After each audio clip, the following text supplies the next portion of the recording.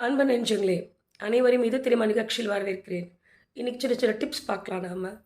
நெறைய பேருக்கு பார்த்தீங்கன்னாக்கா, நாக்குக்கு கீழ கொப்பளம் வரும், புண்ணு வரும். அது பி காம்ப்ளெக்ஸ் சாப்பிட்டா சரியா போயிடும்னுவாங்க மாத்திரை. அப்படி இல்ல. அந்த புண்ணு இருக்கிறவங்க வந்து பார்த்தீங்க அப்படின்னாக்கா, இந்த பட்டர் வெண்ணெய் இருக்கும் இல்லைங்களா? கடையில விக்குது. அந்த வெண்ணெய தடவி விடலாம். நெய் அத தடவுனா அது உடம்போட சூடு தெரியும். நெய் உருகி உள்ள போம்பொழுது, வயத்துல அதிகப்படியான சூடு ஏற்பட்டா தான் உங்களுக்கு வாயில புண்ணு வரும். அதாவது ஆவி அதிகமா வெளியில போகும்பொழுது, நாக்குக்கு கீழ அந்த புண்ணு வரும். நம்ம வந்து ஃப்ரீக்வென்ட் இன்டர்வல்ஸ்ல நல்லா தண்ணி குடிக்கணும். மணத்தக்காளி கீரை கிடைச்சதுன்னா, அத வாங்கி சும்மாவே மென்னு சாப்பிடலாம்.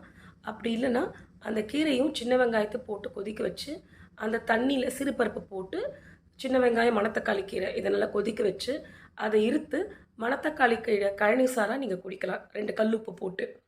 அதில நெய் கூட ஒரு சொட்டு உருக்குன நெய் சேர்த்துக்கலாம். இது வயித்து புண்ணையும் ஆத்தும். இந்த நாக்குல இருக்க புண்ணையும் ஆத்தும். அதே மாரி பார்த்தீங்கன்னா, அம்மான் பச்சரிசி அந்த செடியுடைய அந்த காம்பு மாரி இருக்கும் இல்லைங்களா? அத உடைச்சு அந்த பால் எடுத்து அந்த புண்ணுல நீங்க வச்சீங்கன்னா கூட, அந்த புண்ணு டப்புன்னு சரியா போயிடும். ஸோ சர்க்கரை கலந்த பட்டர் கூட நீங்க தடவலாம். இதெல்லாம் நம்ம சின்ன சின்ன கை வைத்தியங்கள். இது முறையா நம்ம செஞ்சோம் அப்படின்னா, அந்த புண்ணு சீக்கிரமா குணமாயிடும்.